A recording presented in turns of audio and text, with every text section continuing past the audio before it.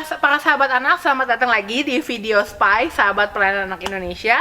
Kali ini Oce membahas mengenai tips atau prinsip-prinsip dasar pada saat kita membawakan firman Tuhan atau sedang bercerita kepada anak-anak.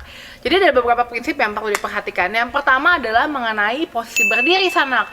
Nah, jadi pada saat kita berdiri membawakan firman Tuhan, usahain kita tuh nggak terlalu dekat, nggak terlalu jauh sama anak-anak.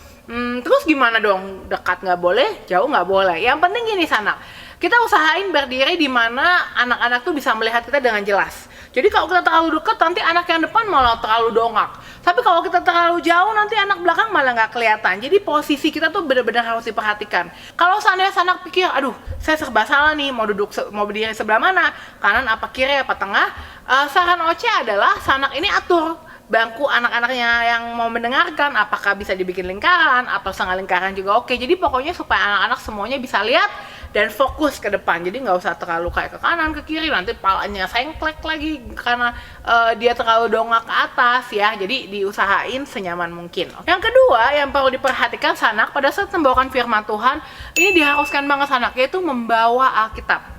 Alkitab ini sanak pakai, mau tidak pakai, tapi Alkitab itu harus dibawa. Kenapa? Karena biar anak-anak tahu apa yang kita bicarain ini bukan cuma keluar dari ide kita atau kekreativitasan kita, tapi apa yang kita bawain ini berdasarkan dari firman Tuhan. Selanjutnya, yang ketiga adalah para sanak harus perhatikan pendahuluan. Jadi awal dari kita membawakan sharing firman Tuhan itu. Dan saran Oce adalah yang pertama kali para sanak harus lakuin adalah ini, berdoa. Jadi kita berdoa dulu sebelum kita mulai cerita di depan anak-anak, biar Tuhan pimpin ceritanya dari awal sampai akhir dan semua anak bisa tenang, damai sejahtera, dikasih roh ketaatan dan roh yang mau mendengar akan firman Tuhan ya. Berdoa itu penting. Selanjutnya sanak yang keempat ini adalah mengatur suara. Jadi suara pada saat kita membawakan firman Tuhan itu penting banget sanak. Jadi, apa sih yang diperhatikan dari suara ini? Yang pertama adalah volume. Ya, volume keras atau volume lembut atau volume yang setengah lembut gitu ya. Jadi perhatikan, kalau terus perhatikan juga crowdnya, keramaiannya. Kalau anak-anak jumlahnya nggak gitu banyak sanak, ya udah jangan terlalu teriak-teriak, percuma, nanti anak-anak malah lebih kayak ketakutan gitu sama para sanak gitu. Jadi kalau anak-anaknya kurang gitu banyak, kita bikin suara kita volumenya yang setengah aja.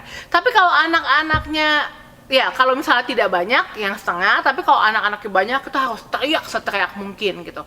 Selanjutnya yang kedua dari poin suara adalah intonasi atau nada. Usahain sanak nadanya tuh nggak flat aja. Selamat pagi adik-adik, hari ini kita mau mendengarkan firman Tuhan. Firman Tuhannya hari ini mengenai Yusuf dan Maria. Enggak, tapi kita harus pakai nada yang ceria mungkin. Shalom adik-adik, hari ini kakak mau bercerita mengenai Yusuf dan Maria.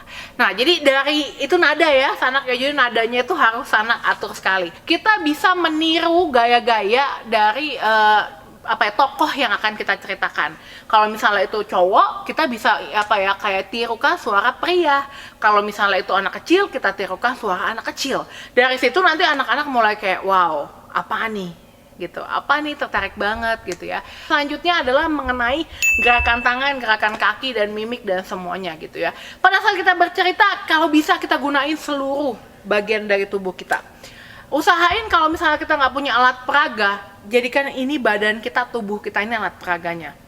Ya, contoh kalau kita mau ngomongin soal anak kecil, kita bisa kayak kita bisa kayak berlutut sedikit, lebih pendek kayak anak kecil.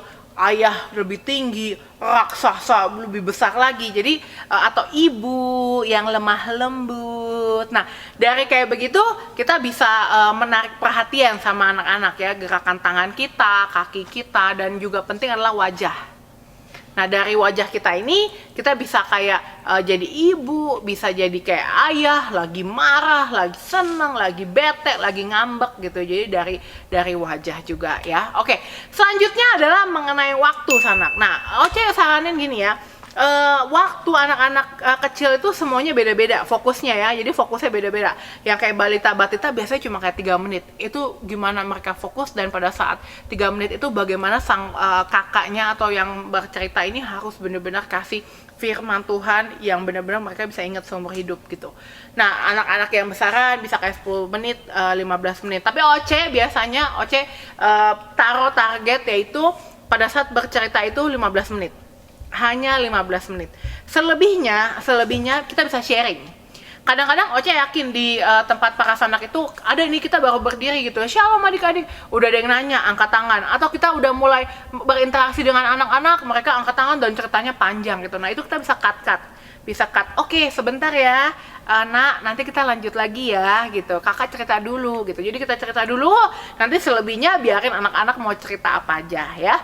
Itu aja para sanak, tips dari Oce, dan ini benar-benar mudah-mudahan doa Oce adalah dari video-video yang udah dibagiin ini semuanya bisa menjadi berkat buat para sanak semuanya yang ada di gereja, yang ada di rumah, di kota-kota lain. Dan terima kasih banget buat responnya sanak selama ini, email-email yang udah masuk ke sahabat pelayanan anak Indonesia@gmail.com.